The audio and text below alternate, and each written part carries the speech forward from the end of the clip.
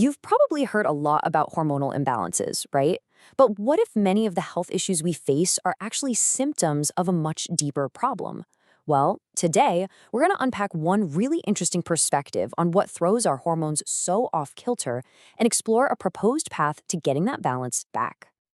So, first things first, what are the signs we're even talking about? According to the perspective we're digging into, the symptoms of a hormonal imbalance are actually incredibly common. So common, in fact, that a lot of us have just started to think they're a normal part of life, for both men and women. And this quote right here, it gets straight to the heart of the whole argument. It's challenging this huge assumption that things like PMS are just something you have to put up with. This viewpoint says, no, that's not normal. It's a signal that your body is out of sync.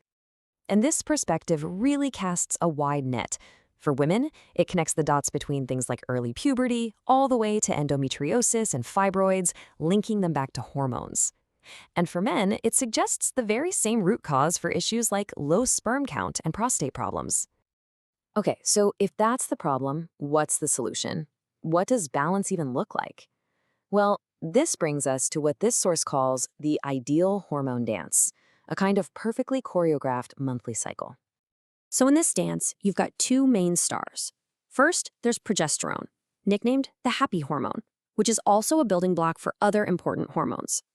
And its partner is estrogen, the powerful cell proliferator, whose job it is to make things grow. And this timeline shows their dance perfectly. See, estrogen takes the lead in the first half, building everything up. But here's the absolute key moment, day 14, ovulation. That one event is what kicks off the body's main production of progesterone. Progesterone then takes over for the second act, ripening the uterine lining and boosting your mood. The takeaway? Without ovulation, that whole happy second half just doesn't happen. And to put it really simply, the source identifies this thing called the corpus luteum. It's what's left behind after an egg is released as the body's main progesterone factory. So you can see why ovulation is considered the single most important event for keeping your hormones in balance. So that's the ideal dance. But what throws it all off beat? Well, this is where it gets really interesting. This perspective points to a few key disruptors that are all around us in modern life. The central problem is given a name, estrogen dominance. And the idea here isn't just about having low progesterone. The real issue is that the ratio between the two hormones is totally out of whack, with estrogen becoming way too powerful in the body. So where is all this extra estrogen coming from? Well, the source material points a finger at three major culprits in our daily lives. Let's dig into each one. First on the list is the contraceptive pill. Now, this viewpoint argues that the pill works by essentially tricking your body into thinking it's pregnant, and that stops ovulation. And we just learned, right? No ovulation means no corpus luteum, which means your body's main progesterone factory is pretty much shut down. Next up, the food chain. This perspective argues that growth stimulants used in a lot of commercially raised animals, like chicken and meat, can introduce extra estrogens into our systems. And it even points to fish because they can be exposed to human sewage that contains synthetic hormones. And finally, there are xenoestrogens. These are chemicals you find in things like soft plastics and pesticides. Their structure is so eerily similar to our own estrogen that they can actually lock into our cells' estrogen receptors. It's like having a fake key that not only fits the lock, but can sometimes rev the engine even harder than the real one.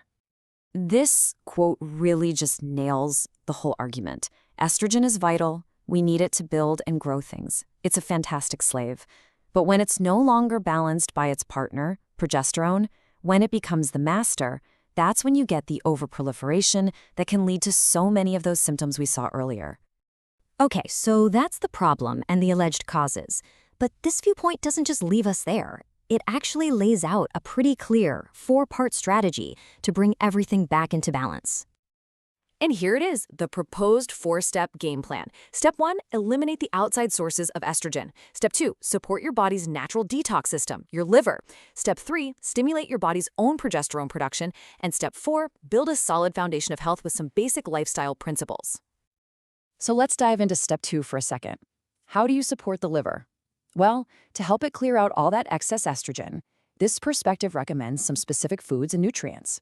We're talking about things like cabbage and broccoli, B vitamins, and flax seeds, which are all said to help the specific pathways that get estrogen safely out of the body. Now, the way the wild yam cream is said to work is pretty fascinating. The argument is that it doesn't actually contain progesterone itself. Instead, it supposedly provides a plant compound that stimulates your body's own pathways to make more of its own progesterone. So it's about working with your body, not just overriding it. I think the most powerful takeaway here is this fundamental shift in thinking. It suggests that maybe many of our hormonal issues aren't because our bodies are broken. Maybe it's our bodies reacting perfectly to a really unnatural modern environment. And from that point of view, finding balance is about changing the environment, not just treating the symptom. And so this whole perspective leaves us with one final powerful question to think about. It's not just about hormones, it's about awareness. How might the modern world, everything from the food in our fridge to the plastics in our kitchen, be silently influencing that delicate, crucial dance that's happening inside our bodies right now?